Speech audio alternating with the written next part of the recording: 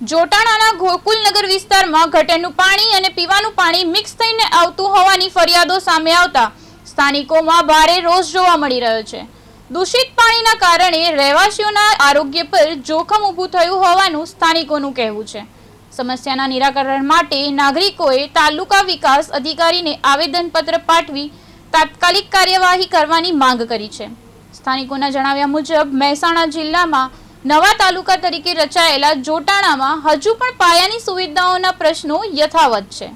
દૂષિત પાણીની સમસ્યાને કારણે લોકોમાં ચિંતા ફેલાઈ છે અને વહેલી તકે યોગ્ય તપાસ કરી સમસ્યાઓનો કાયમી ઉકેલ લાવવાની માંગણી કરવામાં આવી છે।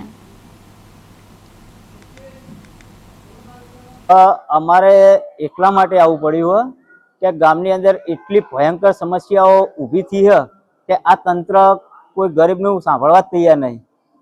જેમ કે પહેલી સમસ્યા જૂનામાં જૂની સમસ્યા એ રહી કે 5 વર્ષથી લેન્ડ કમિટીની અંદર જે સરકારી મફત પ્લોટ પાસ કરવામાં આવ્યા તો 5 વર્ષથી લાભાર્થીઓને હજુ સુધી વલખા પડી રહ્યા, પ્લોટ માપણી કરી આલતા નહીં।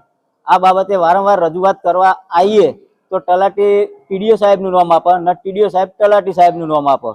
આ એકબીજા ઘર ગત્તા રમી રહ્યા અને બંને જણા એક મંચ પર આવીને અમારી જોડે બેસવા તૈયાર નહીં। અમારી વાતના સામે એવો સંતોષકારક જવાબ નહીં આપતા, એકબીજાના માથે ઢોરી દેતા હોય કે અમે તલાટી સાહેબને કહીએ તો કહીએ કે અમે સર્વે નંબર આપી દીધા, હવે અમને ટીડીઓ સાહેબ જેવી પરમિશન આવે તો અમે એટલામાં સાફ સુથરી કરીને પછી કે અમે ત્યાં જઈએ, પછી કે અમે સાફ કરી આવીને તમને ફાળવણી કરી આપીએ।